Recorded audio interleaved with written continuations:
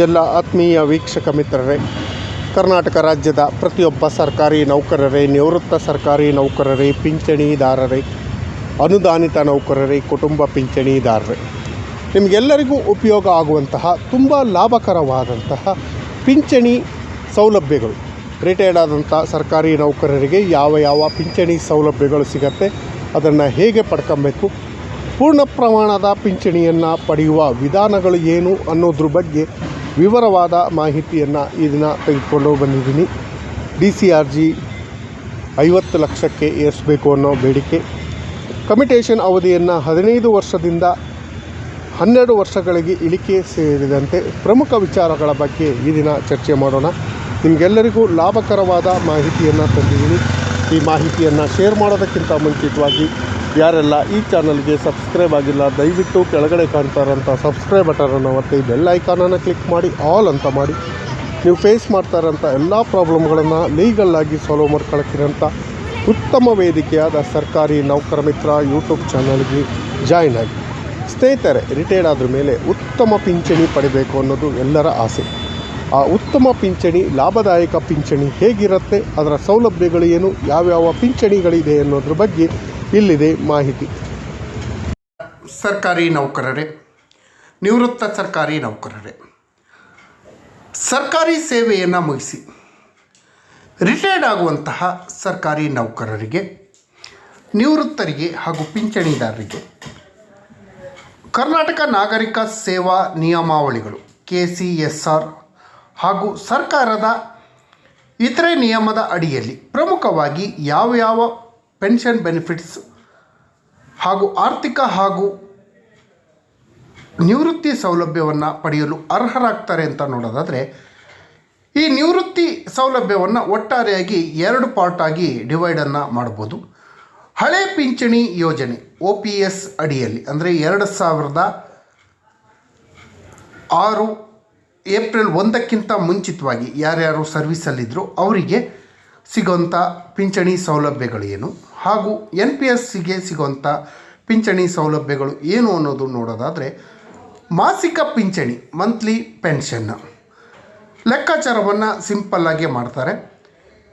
Government employees last month ಪಡೆದಂತಹ ಸ್ಯಾಲ್ರಿಯ basic pay ಹಾಗೂ DA ಸೇರಿಸಿ, ಅಂದರೆ ಬೇಸಿಕ್ ಪೇನಲ್ಲಿ 50% ಮಾಸಿಕ ಪಿಂಚಣಿಯಾಗಿ ಪಡಿತಾರೆ.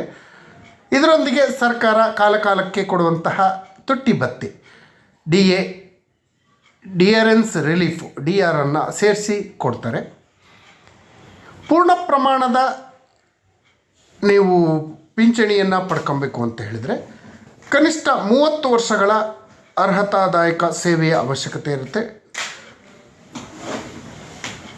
30 ಇಯರ್ಸ್ ಸರ್ವಿಸ್ಸು ಕಂಪಲ್ಸರಿ. 30 ಇಯರ್ಸ್ ಆಗಿದ್ದರೆ 50% ನಿಮಗೆ ಪೆನ್ಷನ್ನು ಸಿಗತ್ತೆ. ನಿವೃತ್ತಿ ಉಪದಾನ ಹಾಗೂ DCRG ಬಗ್ಗೆ ಈಗಾಗಲೇ ವಿಡಿಯೋನ ಮಾಡಿ ನಿನ್ನೆ ಹಾಕಿದ್ದೀನಿ, ದಯವಿಟ್ಟು ಅದನ್ನು ನೋಡಿ. DCRGಯನ್ನು 50 ಲಕ್ಷ ರೂಪಾಯಿಗಳಿಗೆ ಹೆಚ್ಚಳ ಮಾಡಬೇಕು ಅನ್ನೋ ಮನವಿ ಹಾಗೂ ಎಲ್ಲ ನಿವೃತ್ತ ನೌಕರರು ಪಿಂಚಣಿದಾರರ ಬಯಕೆ ಆಗಿದೆ. ಅದನ್ನು ಫ್ರೀಯಾಗಿದ್ದಾಗ ಆ ವಿಡಿಯೋನ ನೋಡಿ, ಡಿಸ್ಕ್ರಿಪ್ಷನ್ ಬಾಕ್ಸ್ನಲ್ಲಿ ಆ ವಿಡಿಯೋದ ಲಿಂಕನ್ನು ಕೊಟ್ಟಿರ್ತೀನಿ. ರಿಟೈರ್ಮೆಂಟ್ ಗ್ರ್ಯಾಜುಟಿ ಲೆಕ್ಕಾಚಾರ, ಅದು ಕೂಡ ಸಿಂಪಲ್ಲಾಗಿ ಲೆಕ್ಕಾಚಾರವನ್ನು ಮಾಡ್ತಾರೆ. ನೌಕರರು ಪೂರೈಸಿದ ಪ್ರತಿ 6 ತಿಂಗಳ ಸೇವಾ ಅವಧಿ ಅಂದರೆ ಅರ್ಧ ತಿಂಗಳ ವೇತನದಂತೆ ಮೂಲ ವೇತನ ಅಂದರೆ ಬೇಸಿಕ್ ಪೇ ಹಾಗೂ DA ಸೇರಿಸಿ ಲೆಕ್ಕಾಚಾರವನ್ನು ಮಾಡ್ತಾರೆ. ಗರಿಷ್ಠ ನಿಯಮದ ಪ್ರಕಾರ ಇದು 33 ತಿಂಗಳ ವೇತನದ ಒಟ್ಟು ಮೊತ್ತಕ್ಕೆ ಸಮನಾಗಿರುತ್ತೆ. ರಾಜ್ಯ ಸರ್ಕಾರಿ ನೌಕರರ ಗರಿಷ್ಠ ಮಿತಿ 50 ಲಕ್ಷ ರೂಪಾಯಿಗಳಿಗೆ ಹೆಚ್ಚಳ ಮಾಡಬೇಕು ಅಂತ ಹೇಳಿ ಮನವಿಯನ್ನು ಮಾಡಿಕೊಂಡು ಹೋರಾಟವನ್ನು ಕೂಡ ಮಾಡ್ತಾಯಿದ್ದೀವಿ. ಸರ್ಕಾರ ಈ ಬಗ್ಗೆ ಗಮನ ಹರಿಸಿ 50 ಲಕ್ಷ ರೂಪಾಯಿ DCRGಯನ್ನು ಕೊಡಬೇಕು ಅನ್ನೋದು ನಮ್ಮೆಲ್ಲರ ಮನವಿ. ಪಿಂಚಣಿ ಪರಿವರ್ತನೆಯನ್ನು ಮಾಡ್ಕೊಳ್ಳೋದು, ಕಮಿಟೇಷನನ್ನು ಯಾವ ರೀತಿ ಮಾಡ್ಕೊಳ್ಳೋದು ಅನ್ನೋದ್ರ ಬಗ್ಗೆ ಕೂಡ ಈ ಹಿಂದೆ ವಿಡಿಯೋನ ಮಾಡಿದ್ದೀನಿ ವಿವರವಾಗಿ. ಇಲ್ಲಿ ಸಂಕ್ಷಿಪ್ತವಾಗಿ ನೋಡೋದಾದರೆ, ನಿವೃತ್ತಿ ಹೊಂದಿದ ತಕ್ಷಣ ಭವಿಷ್ಯದ ಆರ್ಥಿಕ ಅಗತ್ಯತೆಗಳಿಗಾಗಿ ನೌಕರರು ತಮ್ಮ ಪಿಂಚಣಿ ಮಾಸಿಕ ಪಿಂಚಣಿಯ ಗರಿಷ್ಠ 40% ಭಾಗವನ್ನು ಒಟ್ಟಾರೆಯಾಗಿ ಮುಂಗಡವಾಗಿ ಪಡ್ಕೊಬೋದು. ಅಂದರೆ ಅದು 40 ಅಲ್ಲ, 33.33%ನ್ನು ಲ್ಯಾಪ್ ಸಮ್ಮನ್ನು ಮುಂಗಡವಾಗಿ ಪಡ್ಕೊಳ್ಳೋಕ್ಕೆ ಅವಕಾಶಗಳಿದೆ. ಹೀಗೆ ಪರಿವರ್ತಿಸಿದಂತಹ ಮೊತ್ತದ ಮುಂದಿನ 15 ವರ್ಷಗಳ ಕಾಲ ಮಾಸಿಕ ಪಿಂಚಣಿಯಿಂದ ಕಡಿತ ಮಾಡುತ್ತೆ. ಒಂದು 30,000 ರೂಪಾಯಿ ಸಂಬಳ ಇತ್ತು ಅಂದರೆ ಬೇಸಿಕ್ಕು ಪೆನ್ಷನ್ ಫಿಕ್ಸ್ ಆಗಿದ್ದರೆ 10,000 ರೂಪಾಯಿ ಪ್ರತಿ ತಿಂಗಳು ಕಟ್ತಾ ಹೋಗಬೇಕಾಗತ್ತೆ 15 ವರ್ಷಗಳ ಕಾಲ. ಅದ್ರ ಬಗ್ಗೆನೂ ಕೂಡ ನಿಮಗೆ ಲೆಕ್ಕಾಚಾರವನ್ನು ಮಾಡಿದ್ದೀನಿ. ಕಮಿಟೇಷನನ್ನು 12 ವರ್ಷಗಳಿಗೆ ಇಳಿಕೆ ಮಾಡಬೇಕು. 15 ವರ್ಷ ಮಾಡೋದ್ರಿಂದ 1 to ಡಬಲ್ ಕಟ್ಟೋ ಅಂಥ ಪರಿಸ್ಥಿತಿ ಬರುತ್ತೆ.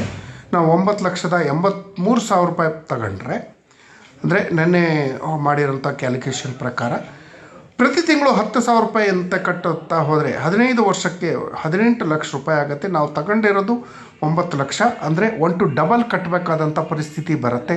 ಹಾಗಾಗಿ ಸರ್ಕಾರ ಈ ಬಗ್ಗೆ ಗಮನವನ್ನು ಹರಿಸಿ ನೌಕರರ ಬೇಡಿಕೆಗಳನ್ನು ಈಡೇರಿಸುವಂಥ ಕೆಲಸವನ್ನು ಮಾಡಿ ಅಂತ ಹೇಳ್ತಾ ಕೇಳ್ಕೊಳ್ತೀನಿ. ಫ್ಯಾಮಿಲಿ ಪೆನ್ಷನ್, ಕೌಟುಂಬಿಕ ಪೆನ್ಷನ್ನು ಸಿಗತ್ತೆ. ನೌಕರರು ನಿವೃತ್ತಿಯ ನಂತರ ಅಥವಾ ಸೇವೆಯಲ್ಲಿದ್ದಾಗ ಏನಾದರೂ ಡೆತ್ ಆದರೆ ಅವರ ಡಿಪೆಂಡರ್ಗಳಿಗೆ, ಅವಲಂಬಿತರಿಗೆ, ಪತಿ ಅಥವಾ ಪತ್ನಿಗೆ ನಿಯಮಾನುಸಾರ ಮಾಸಿಕ ಪಿಂಚಣಿ ಸೌಲಭ್ಯವನ್ನು ಕೊಡುವಂಥ ವ್ಯವಸ್ಥೆ ಇದೆ. ಎಲ್ಲ ನೌಕರರಿಗೆ ಸಿಗತ್ತೆ. ಇದು OPS ಹಾಗೂ NPSಗಳಿಗೆ ಅನ್ವಯ ಆಗತ್ತೆ. ನೀವು ಹಳೆಯ ಪಿಂಚಣಿ ಅಥವಾ ಹೊಸ ಪಿಂಚಣಿ, ರಾಷ್ಟ್ರೀಯ ಪಿಂಚಣಿ ಯೋಜನೆ ಯಾವುದಾದ್ರಲ್ಲಿ ರಿಟೈರ್ ಆದಂಥ ಸಮಯದಲ್ಲಿ ಯಾವ್ಯಾವ ಇದು ಸಿಗತ್ತೆ. ಮೇಲ್ಗಡೆ ಇರೋದು OPSಗೆ ಮಾತ್ರ. NPS ಹಾಗೂ OPSಗೆ ಸಿಗುವಂಥದ್ದಂದರೆ EL ಎನ್ಕ್ಯಾಶ್ಮೆಂಟ್, ಗಳಿಕೆ ರಜೆ ನಗದೀಕರಣ ಅನ್ನು ನೌಕರರ ಖಾತೆಯಲ್ಲಿ ಉಳಿದಿರುವಂಥ ಗಳಿಕೆ ರಜೆಯನ್ನು ಗರಿಷ್ಠ 300 ದಿನಗಳವರೆಗೂ ನಗದೀಕರಣವನ್ನು ಮಾಡಿಕೊಂಡು ಸ್ಯಾಲ್ರಿಯನ್ನು ಪಡ್ಕೊಳ್ಳೋಕ್ಕೆ ಅವಕಾಶ ಇದೆ. ನಿವೃತ್ತಿಯ ಸಮಯದಲ್ಲಿ ಕೊನೆಯ ತಿಂಗಳ ವೇತನದ ಆಧಾರದಲ್ಲಿ, ಲಾಸ್ಟ್ ಮಂತು ವೇತನ ಎಷ್ಟಿತ್ತು ಅದರ ಆಧಾರದಲ್ಲಿ EL ಎನ್ಕ್ಯಾಶ್ಮೆಂಟನ್ನು ಪಡ್ಕೊಳ್ಳೋಕ್ಕೆ ಅವಕಾಶ ಇದೆ. ಕೊನೆಯ ಮಂತಲ್ಲಿ ನಮ್ಮ ಡೈಲಿ ಸಂಬಳ ಎಷ್ಟಿತ್ತು ಅದನ್ನು ಲೆಕ್ಕಾಚಾರ ಮಾಡಿ 300 ರಜೆಗಳಿಗೆ ಅವಕಾಶವನ್ನು ಮಾಡಿಕೊಡ್ತಾರೆ. ಅರ್ಧ ವೇತನದ ರಜೆ ನಗದೀಕರಣ, ಅದಕ್ಕೂ ಕಂಡೀಷನ್ ಇದೆ. ನಿಮ್ಮ ಅಕೌಂಟಲ್ಲಿ 300 EL ಇಲ್ದಿದ್ದಂಥ ಪಕ್ಷದಲ್ಲಿ ಆವಾಗ ಅರ್ಧ ಸಂಬಳದ ಕಮಿಟೆಡ್ ಲೀವನ್ನು ಕೂಡ ಎನ್ಕ್ಯಾಶ್ಮೆಂಟ್ ಮಾಡ್ಕೊಳ್ಳೋಕ್ಕೆ ಅವಕಾಶಗಳನ್ನು ಮಾಡಿಕೊಡತ್ತೆ. KJD, EGS ಅವೆಲ್ಲವೂ ನಿಮಗೆ ಪ್ರತಿ ತಿಂಗಳು ನೀವು ಕಟ್ಟಿರೋಂಥ ಹಣ. ಸೇವಾವಧಿಯಲ್ಲಿ ಪ್ರತಿ ತಿಂಗಳು ಕಟ್ಟಿರೋಂತಹ ಸಮೂಹ ವಿಮೆ, ಗ್ರೂಪ್ ಇನ್ಶೂರೆನ್ಸ್ ಸ್ಕೀಮ್ ಯೋಜನೆಯ ಉಳಿತಾಯದ ಭಾಗ ಹಾಗೂ ಅದರ ಮೇಲಿನ ಬಡ್ಡಿಯನ್ನು ಒಟ್ಟಾಗಿ ನೀಡ್ತಾರೆ.